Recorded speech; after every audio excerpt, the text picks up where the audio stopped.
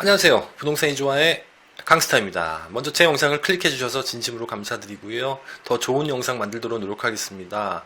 좋아요와 구독하기 부탁드리겠습니다. 네, 오늘은요. 혹시 금석동이라고 불리는 동네를 혹시 아시는지요? 네, 바로 흑석동인데요.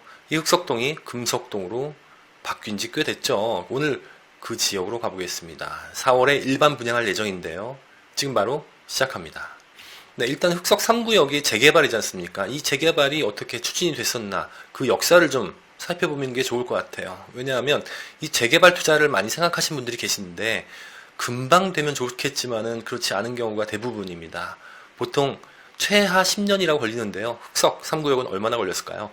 일단 2006년에 재개발 정비구역으로 지정이 됐고요. 그리고 2008년에 재정비 촉진지구 변경고시가 있었습니다. 그래서 조합 설립 인가는 2010년에 있었고요. 2015년에 사업 시행 인가가 있었습니다. 그리고 관리 처분 계획 인가는 2017년 8월 달에 있었습니다. 결국은 정비구역으로 지정이 되고 관리 처분 인가까지 되는 시기가 11년이 걸렸네요. 시간이. 오래 걸리는 사업 중에 하나가 바로 재개발에 대한 투자라고 생각하시면 될 것 같습니다. 착공신고가 2019년 12월 6일에 있었는데요. 어느 정도 땅 파기를 하고 있고, 그리고 4월에 분양을 하면 2022년 하반기쯤 입주할 예정입니다. 결국은요, 정비구역에 지정이 되고 난 다음에 한 15년 이상이 걸렸네요. 이만큼 재개발 사업은 속도전이다 라고 말씀을 드릴 수 있겠습니다. 이렇게 재개발 사업은 속도에 따라서 사업성이 결정이 된다라고 보시면 좋을 것 같습니다. 이 흑석 3구역이 일반 분양을 하게 되는데요. 그 입지를 좀 살펴볼까요? 네, 입지를 살펴보면요. 일단 3구역은 흑석역과 한 걸어서 15분 정도의 위치에 있는 역세권은 아닙니다. 하지만 이 구역이 주목받는 이유는 뭐 여러 가지가 있겠습니다만, 일단 흑석 재개발 중에서 가장 규모가 큽니다. 가장 규모가 크고, 그리고 뒤에 숲세권이 있고, 그리고 초등학교, 중학교를 품고 있는 그런 구역이기 때문에 그런데요. 일단 흑석동에서 가장 대장은 7구역이었죠. 아크로 리버하임입니다. 아크로 리버하임이 대장 아파트인데요. 2018년 11월에 입주를 했고 분양가가 2,200만 원 선이었습니다. 근데 지금 실거래가가 5,800만 원 정도 되거든요. 입주한 지 불과 1, 2년밖에 안 됐는데 벌써 분양가의 2배 내지는 3배 정도 상승을 했습니다. 두 번째로는요. 여기 3구역 옆에 있는 8구역이 재개발한 롯데캐슬 에듀포레입니다. 여기가 2018년 비슷한 시기에 아크로 리버하임과 비슷한 시기에 입주를 했는데요. 평균 분양가가 2,080만 원이었습니다. 여기도 실거래가가 현재 4,600만 원입니다. 여기 호갱 노노에 의한 실거래가를 보는 건데요. 거의 2배 이상의 시세 차익을 얻었다고 보시면 될 것 같은데요.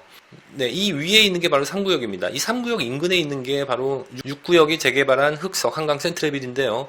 여기도 평균 분양가가 2천만 원이었는데 실거래가가 3,680만 원, 거의 4천만 원 정도대다 보시면 될 것 같습니다. 또 오른쪽에 보면요. 4구역을 재개발한 흑석 한강 푸르지오가 있는데요. 여기도 2,100만 원 선에서 분양을 했고요. 그리고 실거래가가 3,940만 원이 되겠습니다. 이 3구역 뒤로는요, 국립현충원이 있고요. 이 길을 쭉 따라가면 이쪽이 강남이죠. 굉장히 길이 많이 막히는 강남 가는 방향이고요. 이 고가도를 넘어가면 이쪽 방향이 여의도, 그리고 가다가 우회전을 하면 용산입니다. 그만큼 입지가 최고다라고 말씀을 드릴 수 있겠고요. 더군다나 한강이 보이죠. 한강이 보이는 그런 지역이다라고 볼 수 있겠습니다. 그런데 여기가 3구역이요.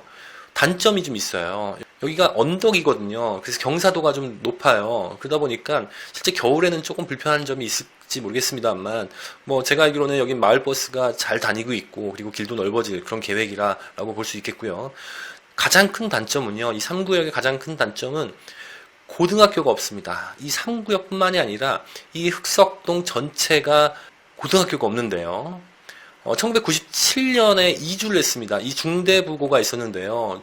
이 중대부고가 도곡역 쪽으로 이사를 하면서 그 자리에 중앙대병원이 들어온 거거든요. 따라서 고등학교가 들어가야 되는데요. 이 고등학교 부지가 요 밑에 쪽에 있는 흑석 9구역에 부지가 있습니다. 그 부지에 다른 고등학교를 유치를 하거나 아니면 새로 신설을 할 예정인데요. 또한 여기 보면요. 흑석동이 입지는 좋은데 생활 인프라가 굉장히 부족합니다. 따라서 대형 마트나 백화점 같은 게 없는데요. 그걸 이용하려면 강남이나 아니면 용산 쪽을 가야 되는데 자가용으로 이용하기에는 차가 너무 막히기 때문에 실거주 주민들한테 물어보니까요, 지하철 타고 가는 경우가 많다라고 합니다. 그런데 이렇게 상점이나 아니면 생활 편의시설들이 3구역 안에 들어갈 예정이라서요, 이 3구역에 분양받으신 분들은 그렇게 큰 불편함은 없을 것 같습니다. 다음으로는요, 대략적인 개요를 좀 보겠습니다. 소재지는요, 흑석동에 위치해 있고요. 그리고 단지 규모가 가장 많죠. 1722세대인데요. 여기에 지하 5층부터 지상 20층, 총 26개 동이 들어갈 예정입니다. 세대 구성을 보면요, 조합원이 숫자가 좀 굉장히 많습니다. 그래서 뭐 반대로 얘기하면 일반 분양분이 좀 적다라고 말씀을 드릴 수 있겠는데요. 조합원이 1054명이고요. 일반 분양이 376세대 정도로 예정되어 있습니다. 그리고 임대가 338세대가 들어갈 예정입니다. 이 일반 분양이 일반 공급과 특별 공급이 합쳐진 거지 않습니까? 그게 어느 정도 선이 될지는 아직 구체적으로 나오진 않았습니다만, 일반 공급과 특별 공급을 포함해서 59제곱미터가 75세대, 그리고 85제곱미터가 300세대, 85제곱미터가 훨씬 더 많네요. 30평대가. 그리고 120제곱미터가 한 세대로 구성이 되어 있는데요. 거의 59제곱미터에서 85제곱미터 이하의 일반 분양이 이루어졌다, 이렇게 보시면 될 것 같습니다. 분양은요, 4월에 예정되어 있습니다. 이 GS건설 홈페이지에 들어가면요, 분양 일정에 4월로 이렇게 명기가 돼 있거든요. 아마 4월 28일 이전에 모집 공고를 하지 않을까라는 생각을 해봅니다. 입주는요, 2022년 7월 이후가 될 것 같습니다. 그때 입주할 예정이고요. 뭐 방금 말씀드렸듯이 GS건설이 건설사고요. 전매 여부를 보면요, 이 전매 제한단지입니다. 소유권 이전 시까지 전매가 금지가 되고요. 특별 공급을 받으셨다면 5년의 전매 제한이 있다는 점 기억하셔야 될 것 같습니다. 예상 분양가가 가장 큰 이슈죠. 얼마로 책정이 될 것이냐. 그 금액에 따라서 여러 가지 전략이 달라질 수 있는 그런 상황이 될 수밖에 없어서 가장 예민하고 민감한데요. 아직까지는 가격은 미정입니다. 다만 업계에서 전망하기로는 59제곱미터가 3천만원 선, 그리고 84제곱미터가 2,700만원 선이 될 것이라는, 이 정도 선이 되지 않을까라는 생각을 하고 있습니다. 여기서 중요한 거는요, 84제곱미터가 9억 원 미만으로 되어야지만이 중도금 대출, 집단 대출이 되기 때문에 9억 원 미만으로 할 가능성이 높다라고 점쳐지고 있는데요. 이것을 이렇게 보는 이유가 있습니다. 바로 2019년 8월에 분양을 했었던 사당 3구역 재개발이었는데요. 이 3구역 재개발이 이스프루지오, 더 프레티움. 요즘은 참 아파트 이름이 참 어려운 것 같습니다. 네, 아무튼 3.3제곱미터당 평균 분양가가 2,950만원 선이었는데요. 여기에도 9억 원 미만의 분양을 했었습니다. 그래서 얼마 되지가 않았고 멀지가 않는 지역이기 때문에 이 정도 선에서 가격이 형성이 되지가 않을까, 분양가가 형성이 되지가 않을까, 그렇게 전망하고 있는 것 같습니다. 네, 그렇다면요, 일반 분양을 할 때 1순위 자격을 좀 살펴보겠습니다. 만 19세 이상 세대주여야 되고요. 서울에 1년 이상 거주하신 분이 1순위 자격을 얻을 수 있겠습니다. 그리고 85제곱미터 이하가 대부분이기 때문에요, 가점제 적용이 될 것이고요. 무주택자가 대상이 됩니다. 즉 가점이 높은 순으로 당첨이 된다라고 보시면 될 것 같죠. 그리고 과거 5년 이내에 당첨이 되면 안 되고요. 그리고 청약통장은 24개월 이상 유지를 하셔야 되고, 예치금액은 지역별로 예치금액이 들어가 있어야 되는데요. 1순위에서 마감이 될 것이라고 확신을 하기 때문에 서울에 거주하시고 계신 분들은 300만원 예치금이 모집공고 전에 들어가 있어야 되겠다라는 것을 기억하셔야 되겠습니다. 그렇다면요, 오늘의 내용을 정리를 좀 해보겠습니다. 예, 주변의 시세 대비 최소 6억 원 이상 시세 차익이 예상이 되는데요.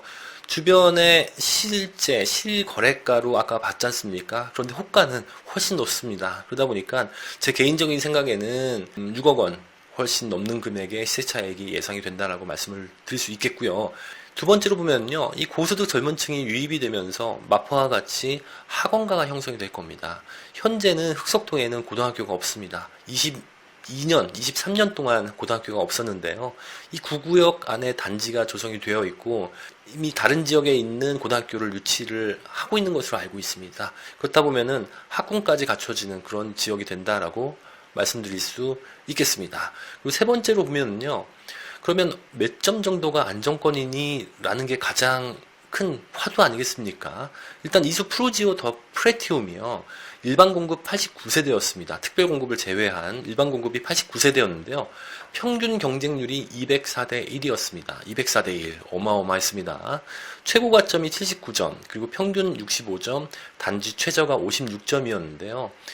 안정권은 세대수가 적기 때문에 70점대는 돼야지 안정권이다라고 볼 수 있겠고요. 네, 그리고 59제곱미터나 아니면 84제곱미터 같은 경우는 가점이 65점 이상은 되었어야지만이 됐었습니다. 그러다 보니까요, 최소한 65점 이상이 되어야 어느 정도 기대를 해볼 수 있겠고요. 안정권은 70점이 넘어야 될 것으로 저는 보고 있습니다.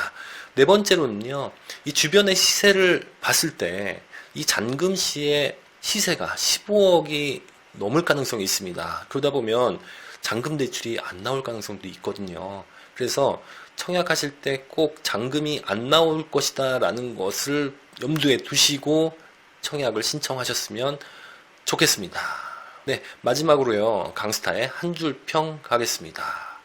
역세권이 아니어도 좋다, 당첨만 되라였습니다. 지금까지 강스타였습니다.